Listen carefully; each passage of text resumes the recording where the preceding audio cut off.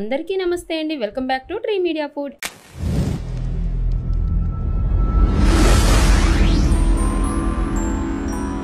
ఎలా ఉన్నారు అందరూ? ఈరోజు నేను మీకు ఒక సింపుల్ రెసిపీ, ఒక ఎగ్ టమాటా కర్రీ చూపించబోతున్నాను. ఏం కర్రీ చేయాలో తోచినప్పుడు నేను ఎక్కువగా చేస్తూ ఉంటానండి. ఇంట్లో చాలా టేస్టీగా ఉంటుంది, అలాగే 10 నిమిషాల్లో అయిపోతుంది అనమాట. మనకి ఎక్కువ టైం లేనప్పుడు, అలాగే ఏం కర్రీ చేయాలో తోచినప్పుడు, అలాగే బ్యాచులర్స్కి, కొత్తగా వంట చేసుకునే వాళ్ళకి చాలా అంటే చాలా ఈజీగా అయిపోయే కర్రీ ఇది. మరి ఇంకా లేట్ చేయకుండా ఈ ఎగ్ టమాటా కర్రీని ఎలా చేసుకోవాలో ప్రాసెస్ ఏంటో చూపించేసేనా. ముందుగా 1/2 కేజీ టమాటాలని ఇలా సన్నగా కట్ చేసుకోండి. తర్వాత మీడియం సైజ్ 2 ఉల్లిపాయల్ని ఇలా కట్ చేసుకోండి. అలాగే ఒక 3-4 పచ్చిమిరపకాయలు, మీరు తినే కారాన్ని బట్టి ఈ పచ్చిమిరపకాయలు కూడా ఇలా కట్ చేసి పెట్టేసుకోండి. ఒక 4 ఎగ్స్ తీసుకోండి. ఆ తర్వాత స్టవ్ ఆన్ చేసేసి మందంగా ఉన్న ఒక కడాయి కానీ ఒక గిన్నె కానీ పెట్టేసుకోండి. ఇందులో ఒక 2 లేదా 3 టేబుల్ స్పూన్ల ఆయిల్ వేసుకోండి. ఆయిల్ హీట్ అయిన తర్వాత 2 లవంగా మొగ్గలు వేసేసి మనం కట్ చేసి పెట్టుకున్న ఉల్లిపాయ ముక్కలు అలాగే పచ్చిమిరపకాయ కూడా వేసేసి 1 నిమిషం పాటు ఫ్రై చేసేసేయండి. ఇలా ఇవి కొంచెం ట్రాన్స్పరెంట్గా ఫ్రై అయిన తర్వాత ఇందులో 1 టేబుల్ స్పూన్ అల్లం వెల్లుల్లి పేస్ట్, 1/2 టీ స్పూన్ ధనియా పౌడర్, 1/2 టీ స్పూన్ వేయించిన జీలకర్ర పొడి వేసేసి వీటిని 1 నిమిషం పాటు అలా ఫ్రై చేసేసేయండి. ఈ మసాలా ఫ్రై అయిన తర్వాత ఒక రెబ్బ కరివేపాకు కూడా వేసేసి మీడియం ఫ్లేమ్లో ఈ మసాలాని ఆ ఆనియన్స్ని మొత్తం ఫ్రై చేసేసుకోండి. ఇలా ఫ్రై చేసుకున్న తర్వాత మనం కట్ చేసి పెట్టిన ఈ టమాటా ముక్కల్ని వేసేసేయండి.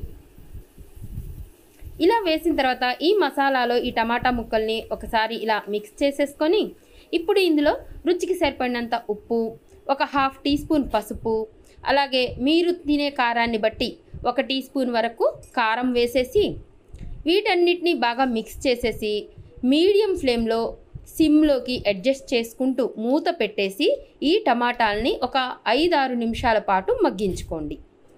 ఈ కర్రీని చాలా ఫాస్ట్గా చేసేసేయచ్చండి.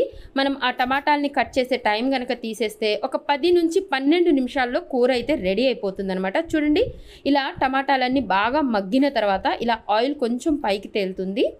ఇది ఒక 5-6 మినిట్స్లోనే అయిపోతుందండి. ఇలా అప్పుడు ఇంకా ఒక 1/2 కప్పు వరకు మీకు కావాల్సిన గ్రేవీ కన్సిస్టెంట్ని బట్టి వాటర్ యాడ్ చేసుకోండి. వాటర్ యాడ్ చేసి మీడియం ఫ్లేమ్లో ఒక 2-3 నిమిషాలు ఉడికించుకోండి.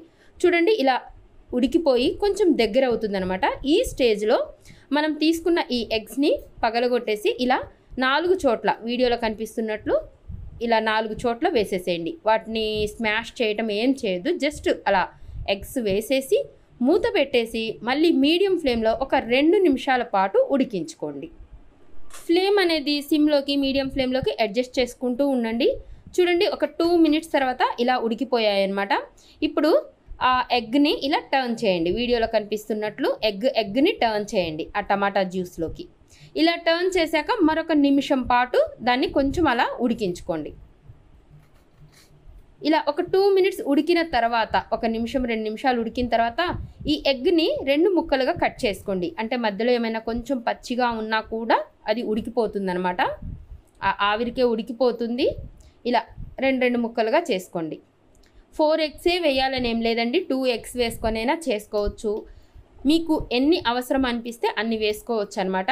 ఇలా కొంచెం కట్ చేసి మరొకసారి మిక్స్ చేసేసిన తర్వాత ఇందులో సన్నగా తరిగిన కొత్తిమీర కూడా వేసేసి ఈ కొత్తిమీరని కూడా ఒకసారి మిక్స్ చేసేసి సిమ్లో ఒక 2 మినిట్స్ అలా ఉడికించేసి స్టవ్ ఆఫ్ చేసేసేయండి. అంతేనండి, కోడిగుడ్డు టమాటా కర్రీ రెడీ అయిపోయింది. చాలా అంటే చాలా యమ్మీగా ఉంటుంది.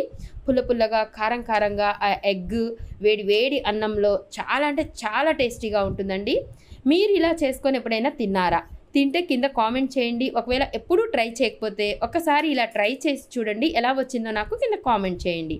ఇలాంటి మరిన్ని వీడియోస్ కోసం మన ఛానల్ని సబ్స్క్రైబ్ చేయండి.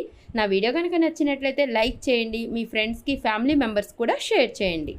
థ్యాంక్ యూ అండి. Thank you so much.